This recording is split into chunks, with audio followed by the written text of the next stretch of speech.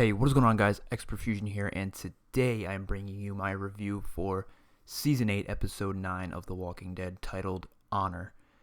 Now, there's so much to get into this first episode. I mean, I'm going to go over pros, cons, fan feedback, how I feel about the fan feedback, go over the scenes, the characters, just everything that happened. And I want to start off by saying just an overall reaction to the episode.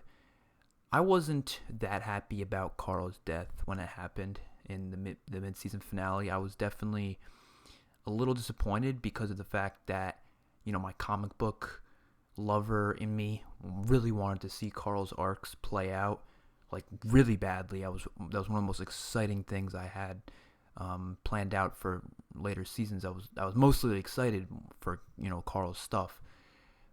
And once they did it, I was definitely kind of pissed at first. And then as time goes on, I kept rewatching the episode. I kept thinking about what they can do. I kept thinking about the characters that can take his arc.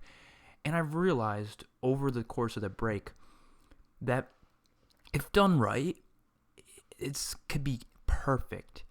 And at least judging off of this episode, 809, they're a step in the right direction. This episode was one of the most emotional, action-filled, heartbreaking, just insane episode I've ever seen in my entire life. Like, it hits all the right points because, most episodes are either mainly action or they're mainly character development or they're, mainly emotion, like a character death or whatever. They're one or the other usually, or there might be a little bit of each. But I feel like this episode nails all three of those things in just one episode. We had so much, and the editing was fantastic. The editing between scenes and stuff like that, and the transitioning between scenes is just fantastic. I'm probably the minority here, but I think the out of chronological order stuff is brilliant. It is absolutely brilliant. People are more bashing it in the episode 1, and now they're bashing it now. They're like, oh, it's out of chronological stuff. It's just gimmicky. It's stupid.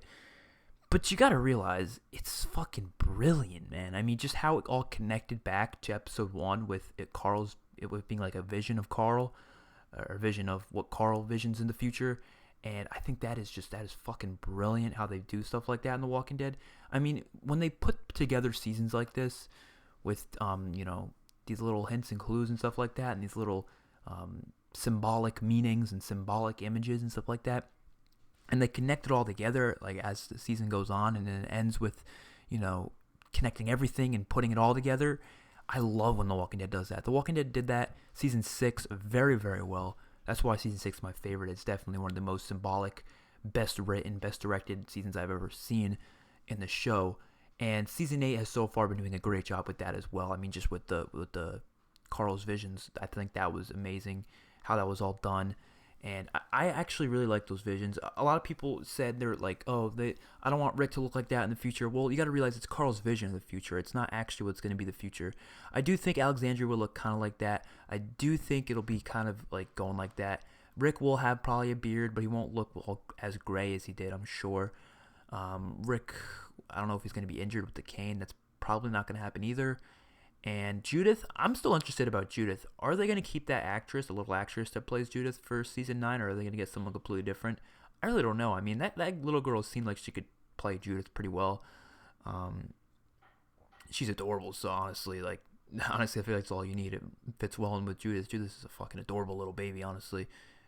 But not in a creepy way. Just making sure you guys understand that.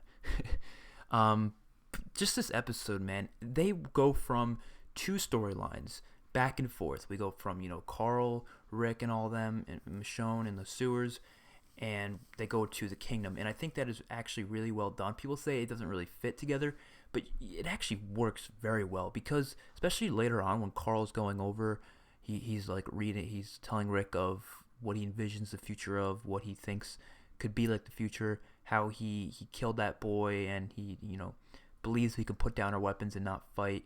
You know what I mean? He's kind of just showing a morale side of a kid who thinks that life kind of not as insane as Morgan's all life is precious, but still kind of being we can live with these people afterwards, stuff like that. And I find that very interesting, the whole thing. I like his stance on it more than Jesus. Jesus just is being a little ridiculous with it, like trying to keep alive saviors that try to kill him. Like, no, Carl's not saying that. Carl's saying keep the saviors alive that maybe aren't trying to kill them and are just workers, or maybe, you know, they find a way, they reason with them, or they defeat them but they don't kill them, and then they make them, you know, eventually follow them. And I don't know, I think it's really interesting how they have this. And then they have the contrast, the complete contrast of it, which is Henry, who just wants to kill the saviors because they killed his brother. Now, I really was kind of mad at like first, because I was like, they just killed Gavin. They literally just killed Gavin, because Gavin's like my favorite savior, dude. I really wanted to see him survive the war and be, you know, part of Rick's group season 9, season 10 later on, and maybe gain trust back to the group, stuff like that. I was really hoping they were going to go that route, but they killed him off, and I was pissed at first, but, you know, I started to think it fits so well story-wise to have Henry kill Gavin, because, okay, if it was a random savior, it wouldn't be that big of a deal. If it was like Jared, if they had Jared in that scenario rather than him being at the prisoner at Hilltop, it wouldn't be as impactful, because we all hate Jared anyways. We all want him to die. But Gavin's a conflicting character. Some of us like him. Some of us, you know, are like, oh, he's still a savior. He has sympathy, and that really shows, you know, the dark side of this war, that they're literally killing people who have sympathy. They don't want to kill. They're not as bad as Negan. And they kill Gavin, or Henry kills Gavin, and you just see the look on Morgan's face. It is just beautifully done. I mean, Lenny James, that's another thing. This episode has some of the greatest acting we've ever seen from any characters, from Lenny James, from Melissa McBride as Carol, of course, Andrew Lincoln, phenomenal. Denai Guerrero did pretty damn good too. Chandler Riggs, who I've been very, you know, iffy on his acting every now and then, he fucking knocked it out of the park. He played a sick kid very goddamn well, and the makeup they did on Carl was phenomenal too. He really looked like he was dying. Like, they made him look, you know, paler and paler by the moment, by scene. He was getting paler and paler. His eyes looked worse. He looked like shit, and I think that is just incredible on the makeup team. So good job. I'm sure Greg Nicotero did a lot of work on that, because little things like that make a big difference, man. They really do. They really put the scene into the atmosphere and perspective, and it was amazing. It was amazing. Now, they really, really, really did a good job at emotion, at really making people cry. I love episodes that make people cry. I think that's so, like, you know, very. If a movie can make me cry, I automatically like it. I'll just put it at that. If a movie, show, or whatever can make me at least tear up, it did its job. It definitely did its job. And in The Walking Dead, throughout the history of The Walking Dead, I've only cried 3 times. And when I say cry, I don't mean like bawl my eyes out. Like, I'm a grown man. I'm not a little girl. All right, I'm not gonna cry like that. But when it comes to Lori's death, I definitely teared up during that. Glenn's death was pretty bad. I actually cried a decent amount from that, and teared up a lot during when Maggie was crying and everything like that. And then this whole thing, everything from literally every scene Carl had with someone else, I was tearing up, because it was just, man, the music, the sadness is just, oh my god, dude. The goodbye to Judith, how he was, you know, playing with Judith in the beginning, and just, you know, then he said his last goodbyes, and she had no idea what the hell's going on, and then she started crying, and it was beautiful. And then the dialogue, man, the dialogue in this episode is phenomenal. Whoever wrote this episode, in terms of the dialogue, is just really good at dialogue, I can tell you that, because they knocked it out of the park with some of the things that they said to each other. I mean, Carl saying, "You're my best friend, Michonne." You know, I liked it a lot better than calling her mom. People said they should call her mom, but like, I don't know. To me, that kind of sounds weird. Like, yes, she's a mom to him, that's true, but to me, that kind of sounds like just as being disrespectful to Lori. I know Lori's dead, and Lori's been long dead, but I just feel like, it's just kind of forced to say that. You know what I mean? So I think saying "you're my best friend, Michonne" made a lot more sense, and was just a lot more impactful, in my opinion, and actually made me tear up a lot more. And then the end, man, when he pulled out the gun and he said his last "I love yous" to Michonne, and then he said "I love you, Dad," and then Rick was like "I love you too." It was just, it was beautiful, man. And then he went outside, and we heard a little silencer shot. Oh my god, dude, they really knocked it out of the park with this episode. They really, really did. As much as it's going to be sad to not be able to see Carl's story arcs, I'm also interested to see how they're going to remix them, because they can be done without Carl. People say the future of The Walking Dead is gone and all this. Carl doesn't have to be the future of the show. Judith can. Enid can. We have all the other characters that can take over. There's so many kid characters. Now, people are mad. They're like, oh, I don't want them to make Henry take Carl's, remix his story. But, like, I don't know if they're going to make Henry. I mean, they definitely were building that up. They were definitely made it seem like they were going to give that story arc to Henry. But personally, I believe they're going to give it to Enid, and they're going to just have Enid have a friendly relationship with Lydia. And that's how they're going to connect them. That's honestly my best prediction. Because Henry, I don't know, man. We haven't seen enough of him to really get, they would have to make him like because that spot is like a main character type spot. To be in Carl's position in the comics is like a main character, basically. One of the main characters. So you can't just give it to Henry. I don't think you can. Unless they really develop him really well over the next couple episodes. Maybe. But at the same time, I don't know how it's going to work. And they might have to find a different actor because if they do more than like a 3-year time skip, it's not going to look right seeing Henry not really age. So, man, I don't know what they're going to do about that. I really, really don't. But, man, overall, this episode, like I said 20 times, knocked out of the park. And I'm very excited to see what's to come. So, of course, with every episode, there's a few cons here and there. There's a few things that I didn't like and would like to be fixed in some way, shape, or form. One thing I would have to say is it's kind of hard to see stuff at nighttime in some Walking Dead episodes. Some of the episodes do it better than others, but for some reason about the nighttime in The Walking Dead, it doesn't work well with like the cameras they use and the whatever they use. It doesn't work very well. It kind of looks grainy and then like gray, and it just looks kind of hard to see what's going on. And like during the scenes when Morgan was just killing saviors, which was pretty badass, I'm not gonna lie. But some of them, you just couldn't really see what was happening. It just seemed too dark to see. I feel like they should have done something better with the lighting. Maybe had spotlights aiming at them so we can see what's happening. Like spotlights, just that were in the kingdom just chilling around. I don't know. Maybe they were just aiming at the area. Like, I guess that's not really realistic. Obviously there's going to be night scenes and people are going to, have nighttime interactions in real life. But I don't know. It's just hard to see what's going on, and it kind of takes you out of the moment if you can't really tell what the hell's happening. But we did get some pretty badass scenes with them in the theater, man. The theater scene was awesome. Morgan ripping out that guy's... I don't even know did he rip out an intestine, or was that just like his internal skin or something? I really could not tell what the hell that was. It looked like an intestine, but it was in his like chest area, so... I don't know. Maybe it was... It was just badass, I can tell you that much. And what else? One thing, of course, like I said, Gavin... Like I said, it worked well. It was good that they did it. But at the same time, I did want Gavin to live longer. Like, if I was given the decision to, decide what happens with The Walking Dead, yeah, I wouldn't have killed Carl. I wouldn't have done most of this stuff. But what people have to understand is that the show isn't going to always do exactly what you want. And just because it's not what you want, doesn't automatically mean it's bad writing or a bad decision or whatever it may be. They have to realize that. And I'm going to do a video later, probably reading IMDb reviews of this episode, because there's some pretty bad reviews for this episode. And people have to realize, just because they make a decision that you don't like, you personally don't like, you think, they should have kept Carl alive, comics, all this other stuff. Look, I don't like the decision. I've said that. If I had the choice, I would have kept him alive, and I would have gone through with this story arc. I would have killed off another character in this episode. It doesn't have to be Carl. It doesn't have to be big, impactful. But I would make it, somewhat impactful, not crazy impactful. But you have to just wait and just see, because they always make deaths work very well in this show. Like, I always feel iffy about deaths every now and then. Like Abraham, I was iffy about.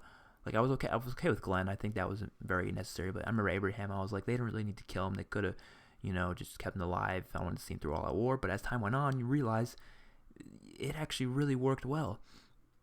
And that's something people have to realize. They need to accept the choices the people make in the show. Because once they make a choice, it's done. It's over. They can't go back. They don't go back. They don't make things not canon and stuff like that. That's not how it works. That's why I don't complain about story decisions. When it comes to story decisions, I let them do it. And, I give input. I think this would be better if they did this. In my opinion, I feel like if I was writing it, I would have done this, stuff like that. Or beforehand, give my opinion on what should happen next, stuff like that. I love doing that. But when after they make a decision, I don't start complaining about it. I don't say, oh, this show is shit because they did something that I don't like Like, no, that's not how it works. What I do is I accept it. I think and think and think and think how it's going to impact the show in a positive way or a negative way. It could be either or. And I think about, why they did it, the reasonings for it. That's important too. You have to look at the why they did it. I guarantee you, if Chandler left on his own free will and they killed him off in the same exact way, I guarantee you people will not be complaining as much. I guaranteed. Most of the people that are complaining are like teenage girls who just want, oh, I want my Chandler. Oh, like that's most of the people complaining about it. And the other half is just the diehard comic book fans, which I am a diehard comic book fan. I love the comics. But I'm able to accept new storylines because the show is a different story. It's been like that since season 1. They have proven time and time again that it is a different story. And the reason why I'm not mad about this death anymore is because it was done incredibly well. It made me emotional, and honestly, what if we never got the death? Just think about it. What if we didn't get the death? What would have happened? Episode would have ended, and then what would this episode be? They would have, with Carl not getting bit, obviously last episode, they would have all been in the sewer hiding out, and then this episode would be them going to Hilltop and having a little bit of trouble getting out of Alexandria because of walkers, and then eventually getting to the Hilltop together and being like, all right, we gotta fight back. Like, it's not, obviously they could have done it differently, obviously, because they could have changed a lot of other scenarios and stuff like that. I get that, but I feel like this death, people gotta realize, wasn't 100% for shock value. I know the reason they did it, and I'll kind of go over the reasons. I don't know 100% the reason. I kind of know partially the reason, and I kind of can tell you guys just in case you need to know. First things first, always shock value is in there. Is a percentage of the reason is shock value, of course. They're going to want people to be shocked about what happened. They don't want it to be predictable because predictable leads to kind of being boring sometimes, not all the time. Sometimes predictable can actually be good, in my opinion. So obviously a little bit of shock value. I hate when people say it's all shock value because that's bullshit. That's completely bullshit.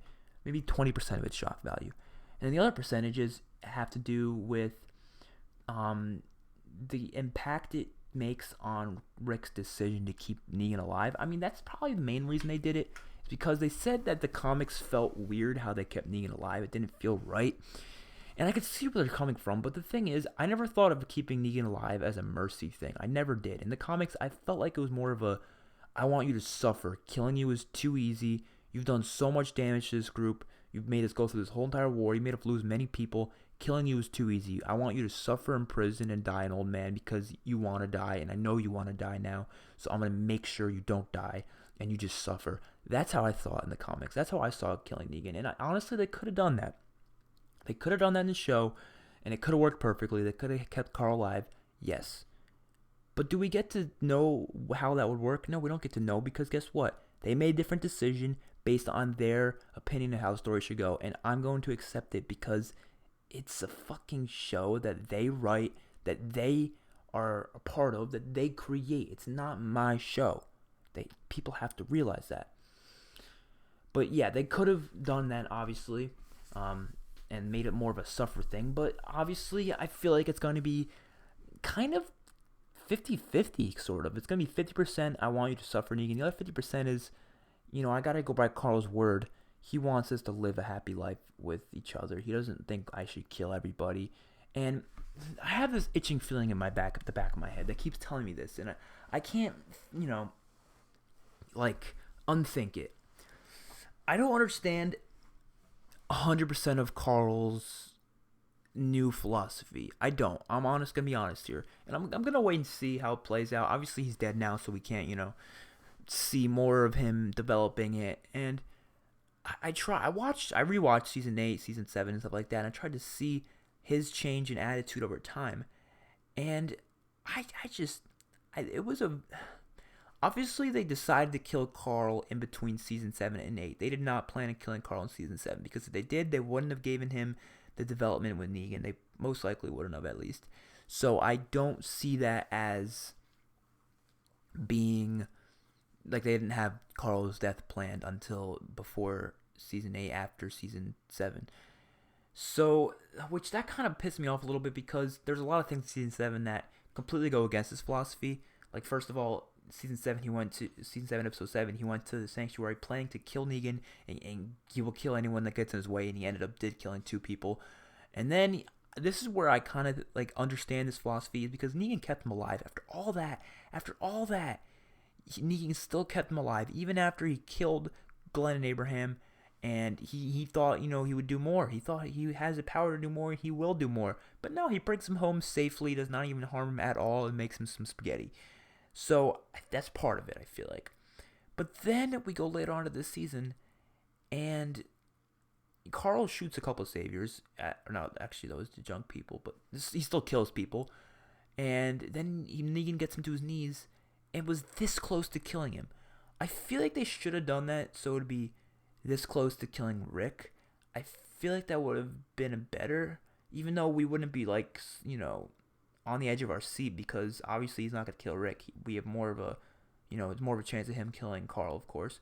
But I feel like if they did that differently, it could have made more sense, because if Negan was going to kill Carl there and was this close to doing it, I feel like Rick's not going to want to keep him alive. Like, Carl's death has nothing to do with Negan, and they made that clear, and I like how they made that clear. But it doesn't make sense to me that Rick would keep him alive after he threatened to kill his son and was this close to doing it, and would have done it if the kingdom didn't show up like a couple seconds earlier. If they showed up a couple seconds late, they could literally just stop to take a piss or something, and Carl would be dead. That's basically how it is. So I just don't know. I don't know. That's a kind of a con. Not about this episode, but about kind of just the whole thing, this whole Carl death.